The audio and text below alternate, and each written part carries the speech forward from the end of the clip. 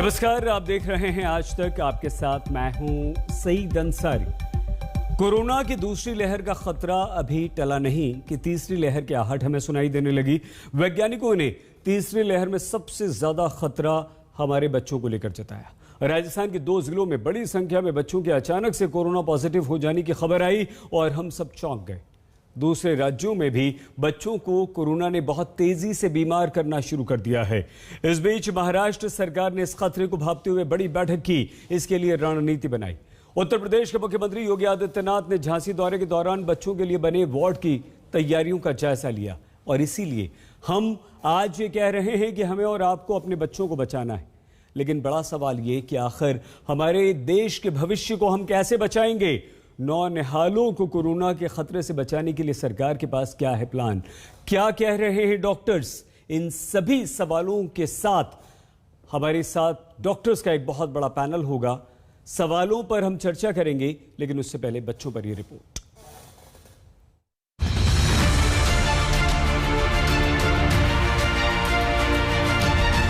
तीसरी लहर की आशंका से पहले ही बच्चे बीमार होने लगे। कोरोना ने हमला बोल दिया।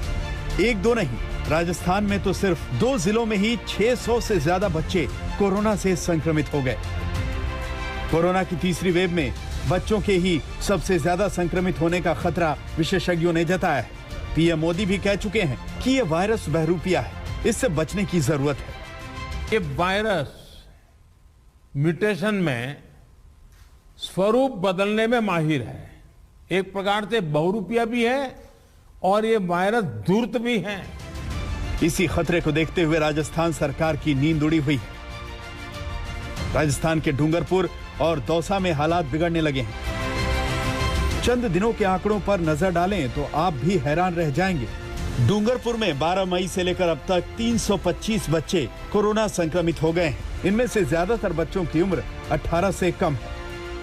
हमारे जिले में 12 मई से आज दिनांक तक 315 बच्चे 0 से 19 आयु वर्ग के पॉजिटिव पाए गए, जिनमें 0 से 9 वर्ष के 60 बच्चे तथा 9 से 19 वर्ष के 255 बच्चे थे।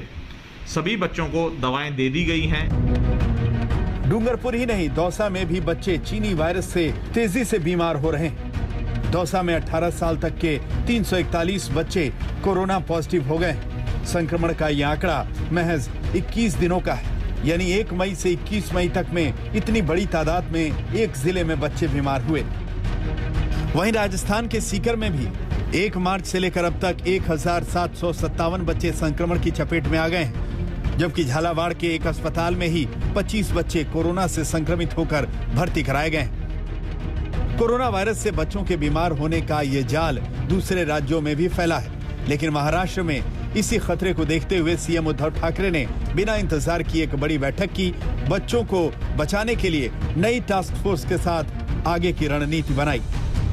नागरिकांना आवाहन करतोय, केवळ मुलांसाठीच नव्हे तर अजूनही कोरोनाचा धोका टळलेला नाही, तिसरी लाट येऊ नये हा आपला प्रयत्न आहे। मात्र त्याच्यासाठी आपली तयारी सुरू आहे।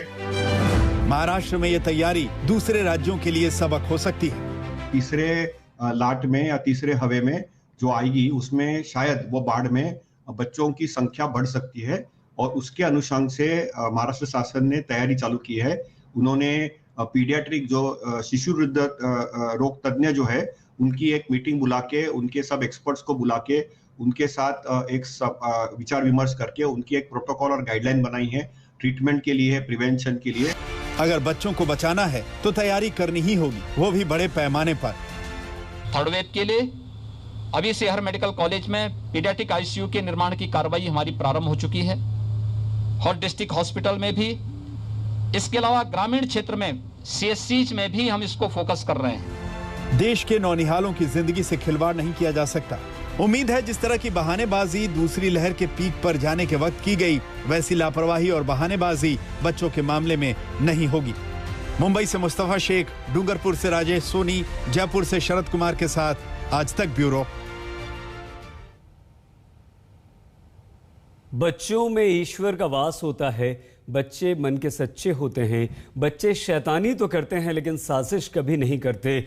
बच्चों की ख्वाहिशें और बच्चों की छोटी सी तमन्ना हसरत को पूरा करने के लिए माता पिता अपना तन मन धन सब कुछ झोंक देते हैं हमारे साथ, और ऐसे ही हमारे प्यारे बच्चों को हमें बचाना है।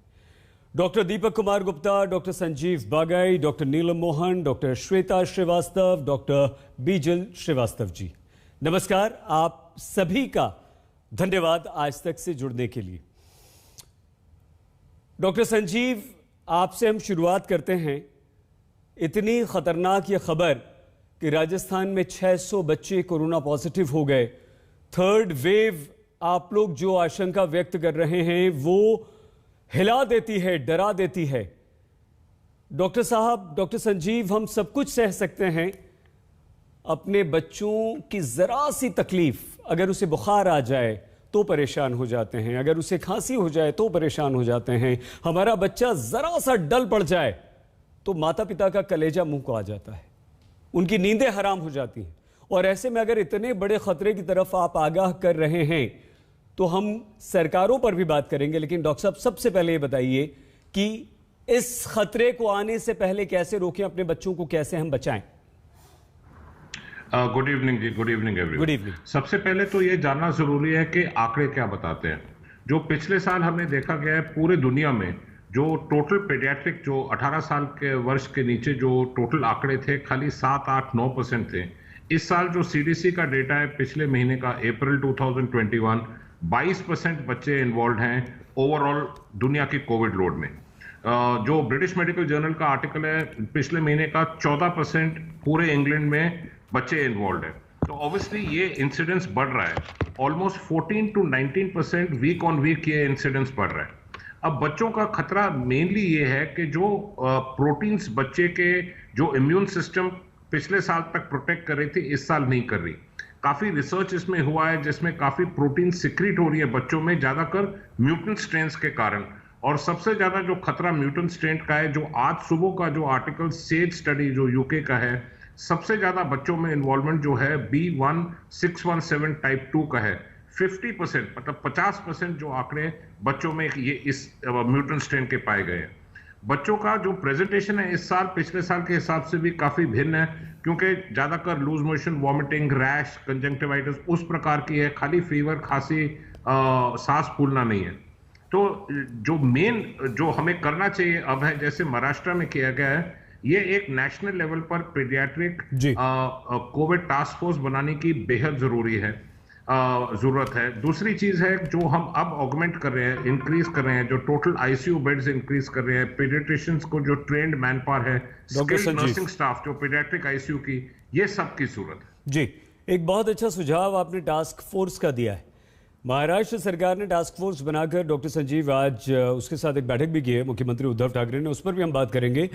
डॉक्टर नीलम, अगर 30 करोड़ बच्चे हम हमारे देश में मान लें तो क्या उन 30 करोड़ बच्चों में से अगर हम कुछ परसेंटेज 2%, 5% भी मान ले अगर इसकी चपेट में आते हैं कोरोना की, तो क्या आज हम सक्षम हैं हमारे उन बच्चों को बेड्स देने के लिए, आईसीयू बेड्स देने के लिए, और उन बच्चों को अच्छी तरह से उनकी देखभाल, उनका इलाज करने के लिए? Doctor Neelam ji, thank you Syed ji. और मैं आपको बताना चाहूंगी, आज ऑनरेबल सीएम ऑफ झारखंड ने भी एक मीटिंग बुलाई गई थी इसी बात की चर्चा करने के लिए कि थर्ड वेव और बच्चों का किस तरीके से ध्यान दें, बिकॉज झारखंड में आप जानते हैं कि इंफ्रास्ट्रक्चर पीडियाट्रिक को लेके काफी कम है रेशियो एंड दैट। और मुझे भी बुलाया गया था एडवाइजरी बोर्ड पे along with WHO and AIIMS experts के साथ, और उस तरीके से जो मैंने वहाँ पे प्रेजेंटेशन बनाई थी और बताया है, तो वही उसका थोड़ा सा आपको ग्लिम्स देना चाहूंगी। जरूर कि जो राजस्थान में हुआ है, पहली बात, राजस्थान में क्या हो रहा है कि जब हम कोविड होता है बच्चों में, अधिकतर माइल्ड टू मॉडरेट होता है। सीवियर जो हम कह रहे हैं 5%, जिसमें निमोनिया, डायरिया, डिहाइड्रेशन, शॉक और लंग से रिलेटेड प्रॉब्लम्स ये सब होती है। लेकिन 0.14%, ये जो वर्ल्ड का आंकड़ा बच्चों का है, उनके हिसाब से 0.14 बच्चों में कंडीशन होता है जिसे हम MIS-C कहते हैं, मल्टी इन्फ्लेमेटरी सिंड्रोम चिल्ड्रन, जिसमें ये होता है 2 से अधिक अंग इन्वॉल्व हो जाना, और वो उसमें 10% जानलेवा हो सकता है। तो मैं आपको आंकड़ा बताऊंगी कि 36 करोड़ हमारी पॉपुलेशन जो है 14 से कम, मैं 18 से 20 से कम आप जानते हैं 41 करोड़ है। ठीक है, 30-36 हम मान लेते हैं मैम जी, कम में उसको मानते हैं तो 35, अगर 1% पॉपुलेशन को मैं कहूं कि 5% उसमें से इन्फेक्ट हो जाती है तो 175 लाख को कोरोना हुआ, मैं सिर्फ 5% बता जी। उन बच्चों में आप अब कर लीजिए कि जो मैं बता रही हूं 1% उसमें से 0.1% अगर उसमें से भी MIC हुआ तो हमारा आंकड़ा 70,000 चिल्ड्रन को जो हमें देना पड़ेगा ICU 0.1% के लिए। तो जो राजस्थान में हुआ, मैं बड़ा बताना चाहूंगी कि वो अगर आप नोट करें उनकी पीक के बाद हो रहा है। तो क्या हुआ, कोरोना के बाद नेक्स्ट 2 to 8 वीक्स में ये मल्टी इन्फ्लेमेटरी सिंड्रोम, कल ही मुझे एक मरीज का वहां से फोन आया जो वेंटिलेटर पे पहुंच गए, जिसका लिवर फेल हुआ, किडनी फेल हुआ। तो वही तरीके से इनमें आप कोविड एंटीबॉडी है, जैसे आप अडल्ट्स में सेकेंड वीक में साइटोकाइन स्टॉर्म देखते हैं, वैसे ये थोड़ा लेट देखते हैं। और इसमें 100% state level wise task force के साथ एजुकेशन की ये जल्दी पहचाने, इसको पहचाने और इमीडिएटली हॉस्पिटल में कनेक्ट करें और डॉक्टर्स की ट्रेनिंग की इस पर इलाज शुरू करें। मैम, क्योंकि आपने इंपॉर्टेंट बात की, आप एडवाइजरी बोर्ड में भी हैं। छत्तीसगढ़ सरकार बताया मैम, झारखंड बताया आपने? झारखंड जी, झारखंड बताया, ठीक है। तो झारखंड, महाराष्ट्र और उत्तर प्रदेश के मुख्यमंत्री योगी आदित्यनाथ ने भी आज एक बच्चों के लिए वार्ड बनाया, उसका निरीक्षण किया है।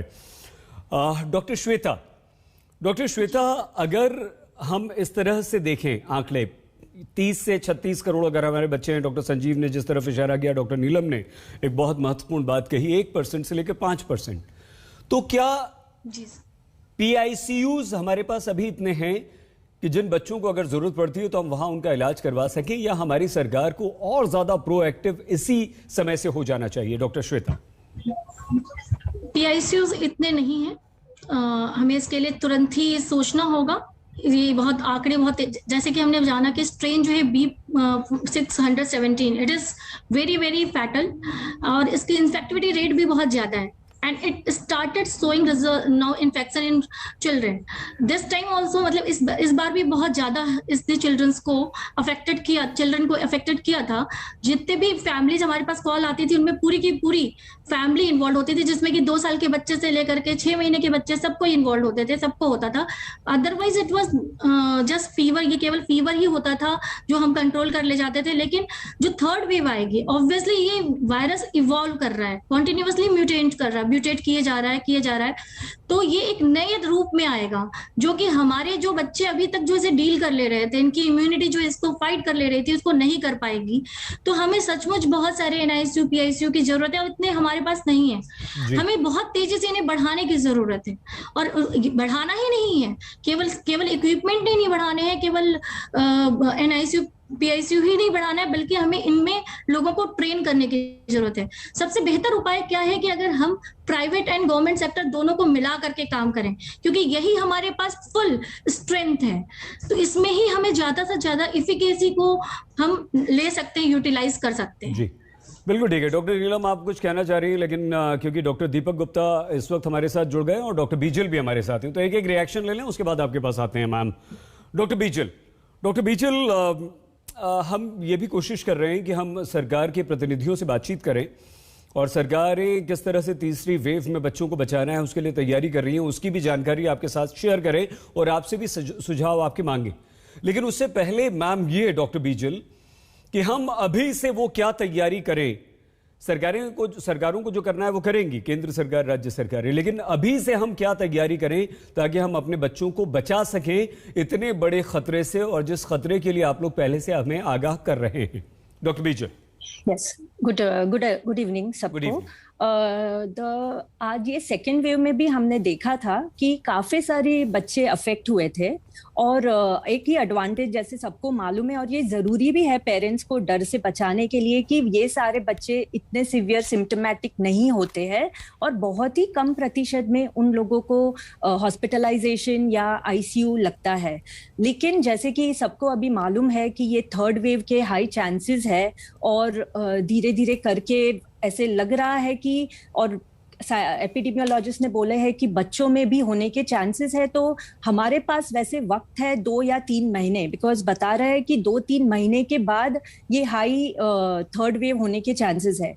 तो धीरे धीरे करके, जैसे महाराष्ट्र ने ऑलरेडी चालू किया है, जैसे आज दोपहर को ही महाराष्ट्र टास्क फोर्स, जो पीडियाट्रिक टास्क फोर्स है, वो हमारे चीफ मिनिस्टर के साथ एक जूम मीटिंग हुई थी, जहाँ पे बहुत सारे लोग, बहुत सारे महाराष्ट्र से, इंटीरियर से और इंडिया से काफी जुड़े हुए थे, और ये ग्रेजुअली उन लोगों को धीरे धीरे ये समझाया गया। जैसे कि हम लोग यहाँ पे सिटी में है, हम लोग ये कोविड अडल्ट में भी देख रहे थे, बच्चों में भी देख रहे, तो हमें थोड़े प्रोटोकॉल्स मालूम है।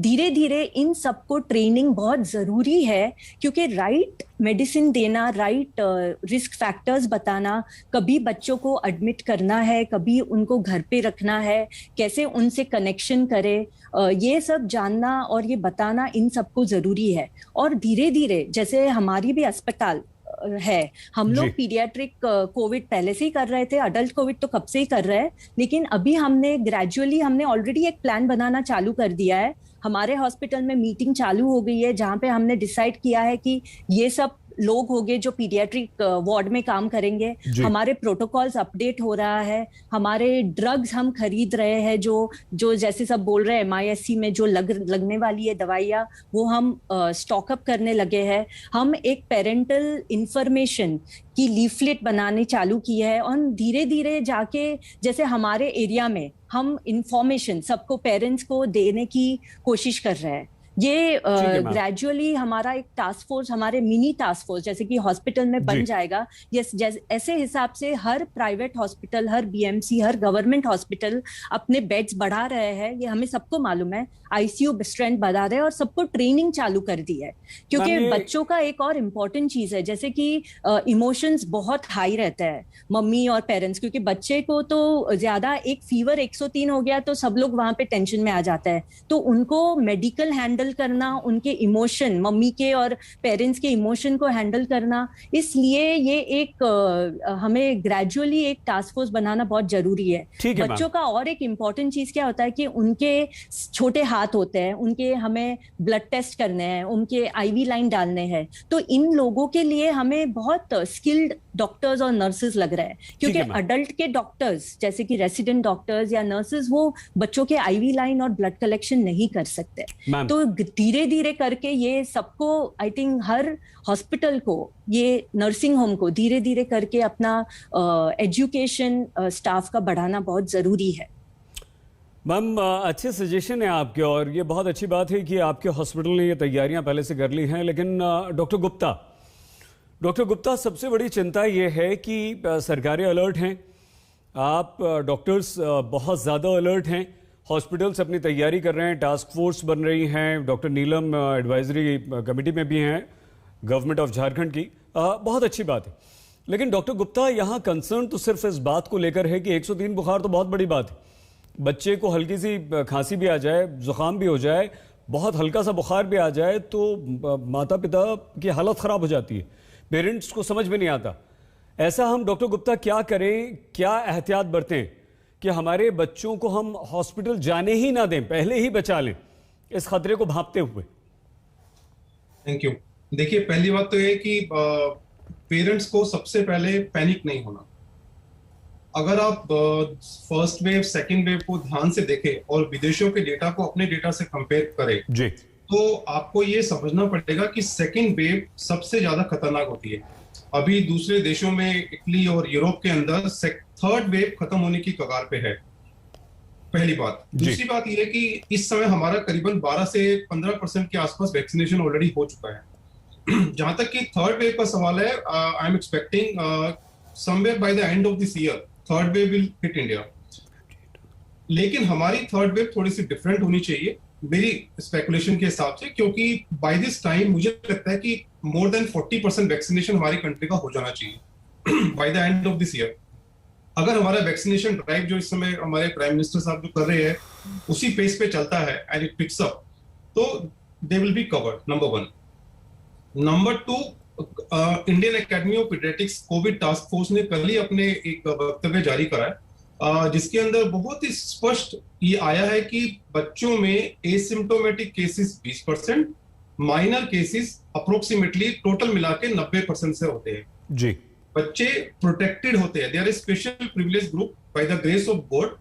बच्चों में आपका बीसीजी का टीका लगता है, पोलियो का टीका लगता है, प्लस मल्टीपल वायरल के टीके लगते हैं। बच्चों में छोटे छोटे वायरस के इन्फेक्शन वैसे ही होते रहते हैं, so plus S receptors and other things are there, जिसके कारण से बच्चे बहुत ज्यादा प्रोटेक्टेड रहते हैं। ये बहुत ही गलत फहमी है सबके अंदर कि बच्चों में सिवियरिटी बहुत ज्यादा है। देखिए, अगर आपके एडल्ट पॉपुलेशन के नंबर ऑफ केसेस बहुत ज्यादा बढ़ जाएंगे, जैसे इस समय हुआ, हमारे पास ऑक्सीजन का क्राइसिस हुआ, वी वर कॉट अनअवेयर जी, तो नेचुरली बच्चे भी प्रोपोर्शनली बढ़ेंगे। लेकिन आपको ये ध्यान रखना चाहिए कि इस समय हमारे देश में हमारे जो दूसरी स्पेशलिटी के डॉक्टर्स है, I am a paediatric neurosurgeon, हमारे रेजिडेंट्स न्यूरोसर्जरी के, ऑन्कोलॉजी के, मेडिसिन के सब विभाग के लोग आईसीयू को भी मैनेज कर रहे हैं। लेकिन बच्चों को मैनेज करना थोड़ा सा डिफरेंट होता है, बिकॉज जैसे डॉक्टर साहब ने अभी बताया, there is special group all together. जहां तक कि पेरेंट्स का सवाल है, मुझे लगता है कि पेरेंट्स अगर अपने स्ट्रिक्टली 2 साल का जब बच्चा होता है तो बच्चे की ट्रेनिंग आप स्टार्ट कर सकते हो। उसको मास्क तो नहीं पहनाना, क्योंकि 5 साल से ज्यादा बच्चों में आप मास्क पहना सकते हो सेफली, WHO के रिकमेंडेशन है। बच्चों को सिंपली आपको जो जैसे जैसे बच्चे बड़े हो रहे हैं, उनको घर में कैसे उनको अपब्रिंगिंग करना है, एक्स्ट्रा करिकुलर एक्टिविटी में उनको इन्वॉल्व करना है। ऑफ स्क्रीन टाइम, बहुत ज्यादा बच्चे हमारे स्क्रीन टाइम लगा रहे हैं। मुझे लगता है कि now parents have to be proactive and start looking into their children much more actively. मैं सारे पेरेंट्स को सिर्फ एक मैसेज देना चाहता हूं कि please do not worry, please do not panic, आपके बच्चे सुरक्षित है और भगवान ने चाहा वैक्सीनेशन ड्राइव इतना अच्छा हमारे देश का हो जाएगा कि हमारी हर्ड इम्यूनिटी इतनी अच्छी हो जाएगी कि बच्चों में अभी भी जो 1% से कम केसेस आ रहे हैं वो और भी कम हो जाएगी। ठीक है sir, we will be safe but still we are taking all the precautions. अच्छी बात है डॉक्टर गुप्ता। और डॉक्टर गुप्ता, आपकी बात से हमें राहत यह भी मिली कि हमें बहुत ज़्यादा डरने की ज़रूरत नहीं। लेकिन डॉक्टर संजीव, बच्चों की बात आते ही कोई भी पेरेंट्स हों, वो उनकी हालत बुरी हो जाती है। सर, हम आपसे 2 मुद्दों पर आपकी राय चाहेंगे। एक तो ये क्या कि शहरों में रहने वाले जो पेरेंट्स अलर्ट हैं, अपने बच्चों को लेकर ज़्यादा सजग हैं, वो और ज़्यादा अलर्ट होकर अपने बच्चों को घरों में कैद कर लें। बिल्कुल, जो थोड़ी देर के लिए नीचे पार्क में ले जाते हैं, वॉक के लिए ले जाते हैं, वो भी बंद कर दें। और गांव में जो बेपरवाह पेरेंट्स हैं, जो बच्चे गलियों में, कॉलोनीज, मोहल्लों में घूमते रहते हैं, ज़्यादा परवाह नहीं करते, वो अपने बच्चों को कैसे बचाएं और उनके लिए सलाह क्या है? क्योंकि अगर गाँव तक फैल गया, गाँव के बच्चे इसकी चपेट में आ गए तो बहुत तकलीफ होगी। डॉक्टर संजीव जी। डॉक्टर नीलम, इसके बाद आ रहे हैं आपके पास। मैम जी, मैं दो पार्ट में आपसे इसको डिस्क्राइब करूंगा। सबसे इंपॉर्टेंट है कि जो पेरेंट्स को कभी नहीं करना चाहिए, वो जरूरी है समझना। अगर किसी बच्चे को कोई भी लक्षण हो वायरल फीवर के, जैसे नाक बहना या थोड़ी सी खांसी या बुखार, जो चीज नहीं करनी, ये पहली चीज समझनी जरूरी है। कोई भी कॉम्बिनेशन फीवर मेडिसिन नहीं देनी चाहिए। खाली पैरासीटामोल दीजिए, अपने लोकल डॉक्टर से इमीडिएटली संपर्क करिए, डेली उनसे टेलीफोन कॉल या वीडियो कंसल्ट कर सकते हैं। दूसरी चीज, अपने आप सेल्फ मेडिकेट मत करिए। कॉम्बिनेशन एंटीबायोटिक्स अपने आप मत शुरू करिए, ओवर द काउंटर दवाइयां मत शुरू करिए, और होम रेमेडीज और टुटके बिल्कुल मत करिए, क्योंकि ये बच्चों में बहुत हानिकारक हो सकता है। अगर किसी भी बच्चे को कोई भी लक्षण हो, पहली चीज है उस बच्चे को आइसोलेट करना है। एक्सटेंसिव ब्लड टेस्ट, एक्सटेंसिव सीटी स्कैन्स की जरूरत नहीं है। ज्यादातर बच्चे 90-95% माइल्ड होते हैं, तो वो आराम से घर में मैनेज किए जा सकते हैं। बच्चे को आइसोलेट करके इमीडिएटली डॉक्टर पीडियाट्रिशियन से आप कंसल्ट करिए। अगर जरूरत पड़े डे 2 या डे 3 तक आप एक जो RT-PCR टेस्ट कराना है। अगर बच्चे को ये बीमारी पाई गई, कोविड-19 पाया गया, उसका फिर भी इलाज खाली पैरासीटामोल है और 10 दिन स्ट्रिक्ट आइसोलेशन है, नॉर्मल डाइट है, कोई घबराने की बात नहीं। सबसे जरूरी पैनिक नहीं करना, पर आइसोलेशन जरूरी है, क्योंकि 55% जो ट्रांसमिशन होती है इंडोर होती है, और दूसरी चीज जरूरी है, बच्चे का जो वायरल लोड होता है अडल्ट के बराबर होता है, तो वो बाकी लोगों को इन्फेक्ट कर सकते हैं। रही बात बाहर जाने की, अभी फिलहाल तो लॉकडाउन चल रहा है काफी स्टेट्स में, और जब ये लॉकडाउन खत्म हो जाए, अच्छा आइसोलेशन सोशल डिस्टेंसिंग रख के आप बच्चे को बाहर जरूर घुमा सकते हैं। नॉर्मल डाइट रखिए, मोस्ट इंपॉर्टेंट है पैनिक नहीं करना, सेल्फ मेडिकेट नहीं करना, डॉक्टर की सलाह से चलिए। बहुत अच्छी सलाह डॉक्टर संजीव आपकी है। हम एक बहुत छोटे से ब्रेक के लिए रुक रहे हैं, उसके बाद पांचों हमारे एक्सपर्ट डॉक्टर्स यहाँ पर मौजूद हैं, लेकिन हम उनसे सिर्फ ये पूछेंगे ब्रेक के बाद कि हम अपने बच्चों को कैसे सुरक्षित रख सकते हैं, कैसे कोरोना की इस तीसरी लहर से बचा सकते हैं, जिसके बारे में आशंका व्यक्त की जा रही है कि ये सबसे ज्यादा बच्चों पर असर करेगी, सबसे ज्यादा बच्चों के लिए खतरनाक। देखते रहिए आज तक। राजस्थान में 600 बच्चे कोरोना पॉजिटिव पाए गए। तीसरी लहर में यह आशंका जताई जा रही है कि सबसे ज्यादा असर जो होगा वो बच्चों पर होगा, और ये बात बेहद डराती है। डॉक्टर नीलम, वो खतरा, वो डर जो हमारे सामने है, उस खतरे से हम कैसे बचें, ऐसा क्या करें? सरकारें तो अपना काम कर रही हैं, लेकिन आप डॉक्टर के तौर पर क्या सलाह देंगे कि हम अपने बच्चों को बचा पाएं? जी, आज तक के जरिए जो सब आम जनता देख रही है, उनके लेवल पे मैं बताना चाहूंगी कि पेरेंट्स के लिए क्या करें। फर्स्ट, पेरेंट्स अपने बच्चे की इम्यूनिटी बढ़ा सकते हैं। कैसे इम्यूनिटी बढ़ाएंगे? 4 तरीके से। डाइट उनकी अच्छी होनी चाहिए, जिसके अंदर सब कुछ सब्जी, वेजिटेबल्स और फ्रूट्स, प्रोटीन जैसे दाल, अंडा, सोया, पनीर, जो भी इस तरीके से चीज़ों का सेवन हो। बच्चे यूजुअली बदमाशी करते हैं खाने में, तो ये मौका है माँ बाप को, अगर सब्जी नहीं खा रहे तो आप दाल में डाल दे, किसी स्टफ रोटी बना दे, जिस तरीके से भी, इस तरीके से उनको समझाएं। सेकंड, स्लीप से भी आपकी इम्यूनिटी बढ़ती है। बच्चों को देर रात तक टीवी ये सब करने के बदले स्लीप जरूरी है। Third, exercise. कोई भी योगा एक्सरसाइजेस करने से आपकी इम्यूनिटी बढ़ती है, और इसका ध्यान रखें कि आप एक्सरसाइजेस प्रॉपरली कर रहे हैं। Fourth, mental health is very important किसी भी चीज से लड़ने के लिए। तो आपको अपने बच्चों को खुद को स्ट्रांग रखना है, फेस करना है सिचुएशन, और बच्चों को। सो ये नंबर 1। नंबर 2, आपको समझना है कि सिम्टम्स क्या हो सकते हैं। तो सिम्टम्स सिर्फ जुकाम, खांसी, गला दर्द, बुखार ये नहीं। सिम्टम्स आपके पेट दर्द, उल्टी आना, दस्त लग जाना, टट्टी में खून आना, ये सब भी हो सकते हैं, या किसी किस्म की रैश या आंख लाल होना। तो ये आप समझे कि ये सिम्टम्स हो सकते हैं। नेक्स्ट, अगर सिम्टम्स हो तो हमने कहा कि आपको अननेसेसरली एंटीबायोटिक नहीं, बट किसी से कंसल्ट। अगर आप किसी चीज से खुश नहीं है, आजकल टेली हेल्थ का जमाना है, आप दूसरे कनेक्ट करें, और फैसिलिटीज बनाई जा रही है गवर्नमेंट से, जिसमें फ्री कंसल्टेशंस, पेड दोनों प्रोविजन है। तो ये अगर आपको लगता है कि कोई आपको एक्सपर्ट नहीं देख पा रहा है, तो आप कनेक्ट करिए उस चीज से। नेक्स्ट, अगर आपको पता चल गया, क्या टेस्ट है? Rapid antigen test. अगर पॉजिटिव आया तो पॉजिटिव है, लेकिन अगर रैपिड एंटीजन नेगेटिव आया तो उसकी सेंसिटिविटी कम है, हो सकता है, तो तभी हम बोलते हैं कि आरटीपीसीआर करो। पॉजिटिव आने के बाद वार्निंग सिम्टम, मतलब कि मुझे किस टाइम में अस्पताल की जरूरत। अगर आपके बच्चे को कोमॉर्बिडिटी है, कोमॉर्बिडिटी मोटापा, लिवर की प्रॉब्लम, किडनी की प्रॉब्लम, स्टीरॉइड्स पे हो, कैंसर का मरीज हो, इम्यूनोसप्रेसिव हो, ट्रांसप्लांट मरीज हो, ये सब हो, तो आप हाई रिस्क कैटेगरी में हैं, आप अपने डॉक्टर्स के संपर्क में रहे। नंबर 1। नंबर 2, कोई भी बच्चा डायरिया इतना ज्यादा हो जाए, सुस्त हो जाए, सांस तेजी से ले रहा हो, या इस तरीके से अंदर जा रहे हो सांस लेना, इसका मतलब तुरंत आपको अस्पताल की जरूरत है। बच्चा को या डिहाइड्रेशन है, या सांस ज्यादा ले रहा है, सुस्त है, भूख कम लग रही है, तो ये कंडीशन में आप जाए। क्यों? क्योंकि अर्ली डिटेक्शन से ही आपका इलाज सही होगा। इलाज जल्दी शुरू हुआ तो आपको फायदा होगा।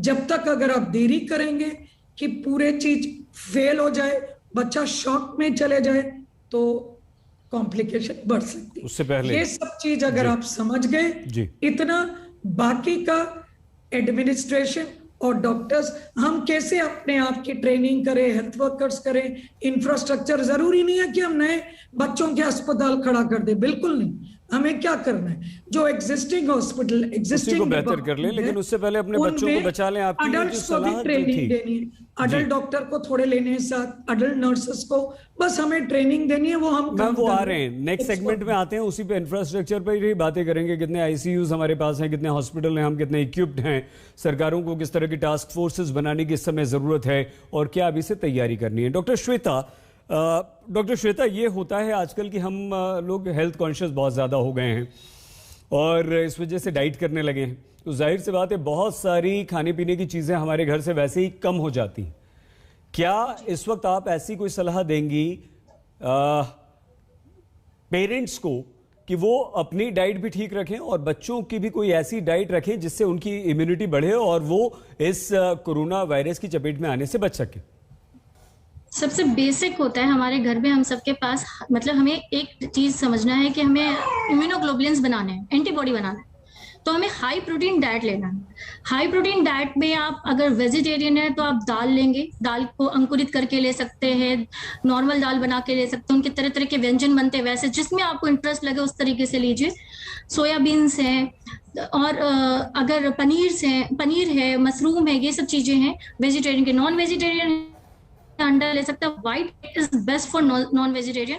इसके अलावा आपको ग्रीन वेजिटेबल्स भी लेनी है, जो भी आपके घर में इजीली अवेलेबल है, फ्रेश ग्रीन वेजिटेबल, उसको बना करके, बच्चों को इंटरेस्ट नहीं आता है तो आप उसके साथ कुछ ड्रामा करके, नाटक करके आप उसे खिलाने की कोशिश करें। बच्चे बहुत ही एडॉप्टिव होते हैं, मेरा मानना है। वो आप जितने प्यार से, जितने नखरों से उनको खिलाएंगे वो खाएंगे। साथ में फ्रूट्स खिलाइए, उनका कुछ मिक्सचर बनाइए। जरूरी नहीं है कि हम बहुत ज्यादा खाएं, जरूरी ये है कि हमारी प्लेट जो है रंगीन हो, जिसमें हर तरीके का न्यूट्रिशन, प्रोटीन में एकदम सिंपल गांव की भाषा में बताना चाहती हूँ। आपके पास गुड़ हो, लाल रंग के फ्रूट्स हो, जैसे कि आपके पास अनार हो गया, या फिर प्रोटीन के लिए दालें हो गई, या आम हो गया जो अभी आ रहा है सीजन, ये सब चीजें भरी हुआ रंगीन प्लेट होनी चाहिए, बच्चे की न्यूट्रिशन फुल होना चाहिए। दूसरा आपका हाइजीन, बच्चे हाइजीन बहुत अच्छे से समझते हैं, आपको बस उन्हें ट्रेन करने की जरूरत होती है। हैंड वॉश, साबुन के द्वारा ही हैंड वॉश करना सिखाइए। सैनिटाइजर का यूज केवल बाहर के लिए रखिए, बार बार हर 2 घंटे पे वो हैंड वॉश करने की हैबिट डालें। तीसरा है कि वो एक्सरसाइज करे, योगा करे, कुछ ना कुछ डेली करें, जैसे डांस भी कर सकते हैं, म्यूजिक लगाइए, उनके साथ पूरी फैमिली मिल करके जो है ये सारी एक्टिविटीज करें, उनका इंटरेस्ट बना रहे, वो मेंटली हेल्दी हो, स्ट्रांग हो। ओम का जाप कर सकते हैं आप, उससे भी काफी उनके अंदर जो है, या फिर जिस भी भगवान में आपकी, अल्लाह में, ईशा में, जिसमें भी आपकी पूरी तरीके से आप समर्पित है, उनका नाम ले करके 1-2 घंटे उनको मेडिटेशन करना भी सिखाइए। पढ़ाई भी कराते रहिए साथ में। मतलब उनको ऐसा नहीं होना है कि वो कहीं किसी डर के माहौल में जी रहे, नहीं, वो नॉर्मल है, नॉर्मल कंडीशन में। अगर कोई भी बच्चा आपको लगे वो आइसोलेटेड हो रहा है, अपने अंदर जा रहा है, डिप्रेशन में जा रहा है, उसको उसके ऊपर ज्यादा कंसंट्रेशन दीजिए, उसके साथ ज्यादा खेलिए। आप घर में छत पे आउटडोर एक्टिविटीज कीजिए, वहां एक ही जगह पे दौड़ने वाली एक्टिविटीज कीजिए, रस्सियां कूदिए, ठीक है, कहानियां सुनाइए, उनको इंटीमेट कीजिए, उनको खुश रखिए। सबसे ज्यादा हैप्पीनेस जो रहती है ना, जब बच्चा तभी हेल्दी रहता है, तभी वो हर चीज खाने में, पीने में इंटरेस्ट रखता है।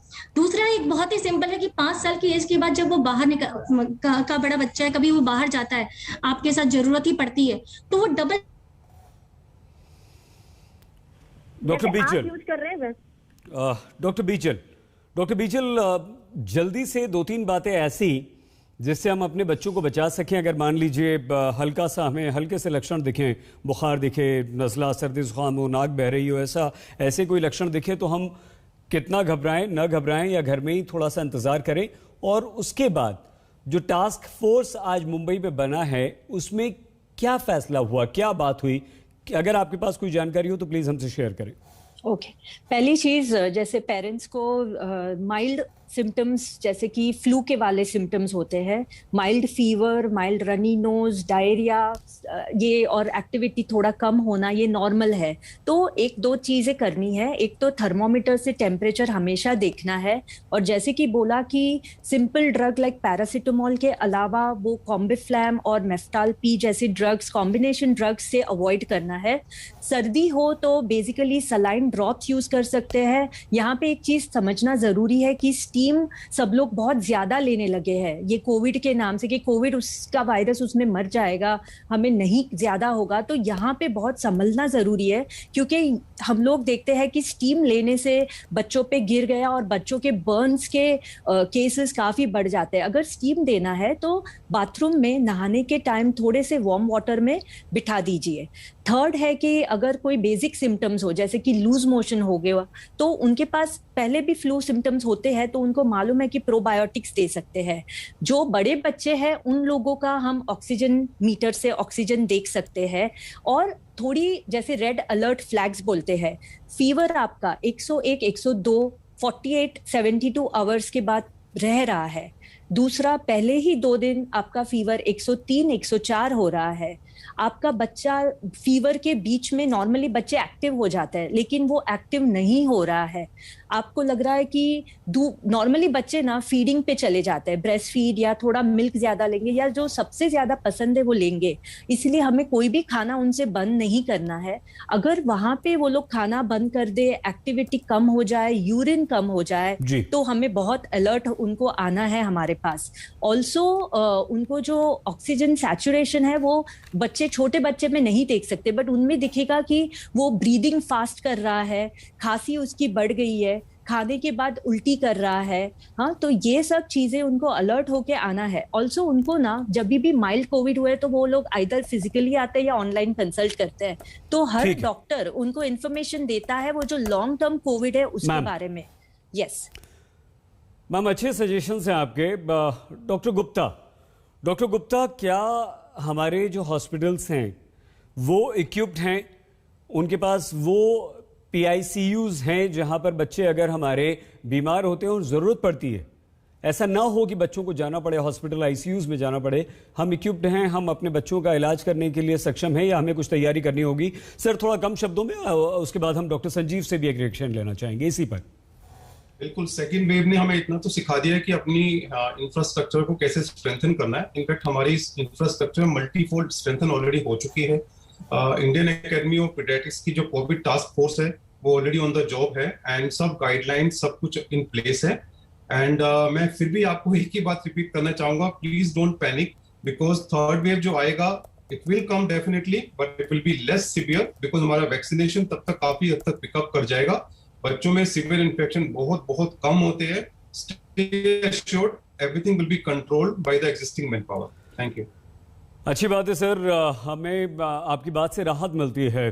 डॉक्टर गुप्ता, ऐसा ही हो यह आशा हम करते हैं। लेकिन डॉक्टर संजीव, आपको लगता है कि अभी जिस तरह से महाराष्ट्र, छत्तीसगढ़, उत्तर प्रदेश की सरकार एक टास्क फोर्स बनाकर उस पर काम कर रही है, अभी से अलर्ट हो रही है, तैयारी कर रही है, हमें देश भर में सरकारों को इस तरह की तैयारी की सख्त जरूरत है, या हम अपने बच्चों को घर में बचा लें? इसमें मेरी ये सलाह रहेगी प्राइम मिनिस्टर मोदी जी से एंड डॉक्टर हर्षवर्धन जी से, जो अपने आप एक बहुत काबिल डॉक्टर है, कि जो ज़्यादातर जो पीडियाट्रिशियन की जो कंसंट्रेशन है, स्पेशलिस्ट की कंसंट्रेशन है मेजर मेट्रोज में है। तो जो बाकी जैसे देखे गए जो छोटे स्टेट्स हैं या इंटीरियर्स हैं, उसमें ज़्यादा स्पेशलिस्ट या पीडियाट्रिशियंस नहीं है। तो इसलिए मैंने आपसे पहले सेंटेंस में कहा है कि एक नेशनल टास्क फोर्स होनी चाहिए जो सारे स्टेट्स को इक्वल अटेंशन दे सके।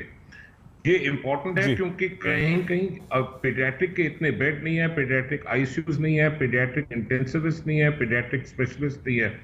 मेरी उम्मीद है कि थर्ड वेव इतनी ज़्यादा घातक नहीं होगी, और क्योंकि हमारी अवेयरनेस ज़्यादा है, पब्लिक अवेयरनेस ज़्यादा है, और मे बी बाय अगस्त सितंबर तक ज़्यादातर थोड़े से एडल्ट्स भी ज़्यादा परसेंटेज इम्यूनाइज होंगे, तो cross transmission, break the chain of transmission better होगी।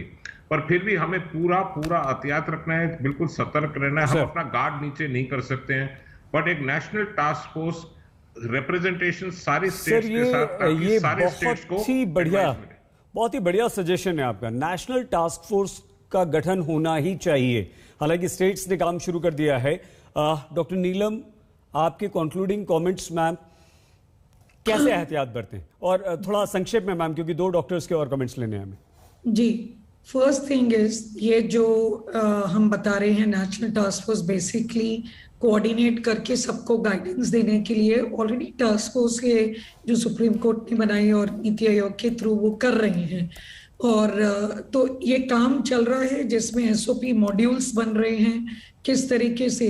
तो 3 चीज का हमें ध्यान रखना है। Equity of care, that means both जो स्टेट्स में थोड़ा ज्यादा फैसिलिटी है वर्सेस नहीं है, कैसे हम ऑनलाइन हेल्प से अपने डॉक्टर्स के थ्रू उनकी कनेक्ट कर सके। इक्विटी, सेफ्टी जो हम दे रहे हैं, ट्रेनिंग जो हम बता रहे हैं कि ट्रेन करें ताकि एक थोड़ा सा चाइल्ड फ्रेंडली एटमॉस्फेयर में जब उनको ये कॉम्प्लिकेशन सिवियर और MIS हो, जो मैं बोल रही हूँ हम मान के चले सिर्फ 0.1%, जो बाहर के देश कह रहे हैं 5% में, 5 का भी मान रही हूँ 0.1% अगर हमें करना पड़े तो उसकी भी तैयारी कमजोर है काफी स्टेट्स में। तो उसके लिए सेफ्टी हमें देखनी है। थर्ड इज डिग्निटी इज अमीर हो या गरीब हो, डॉक्टर नीलम डिग्निटी से ट्रीट करना। सॉरी डॉक्टर श्वेता, डॉक्टर बीजल, आपके कंक्लूडिंग कमेंट्स हम यहाँ पर नहीं ले पाए, लेकिन doctor Deepak Gupta, doctor Sanjeev ji, doctor नीलम मोहन, डॉक्टर श्वेता और डॉक्टर बीजल, आप सभी का बहुत धन्यवाद। काफ़ी महत्वपूर्ण जानकारी आपने देश के पेरेंट्स को दी है, अपने बच्चों को कैसे बचाया जाए। तीसरी लहर, डॉक्टर्स कह रहे हैं कि डरिए मत, घबराइए मत, उससे लड़िए, पहले ही अपने आप को तैयार रखिए, अपने बच्चों को बचाने की कोशिश कीजिए। और अगर बच्चे कोरोना की चपेट में आते हैं तो डरने की कोई ज़रूरत नहीं है, लेकिन कोशिश हमारी यही कि हमारे बच्चे इसकी चपेट में बिल्कुल ना आए।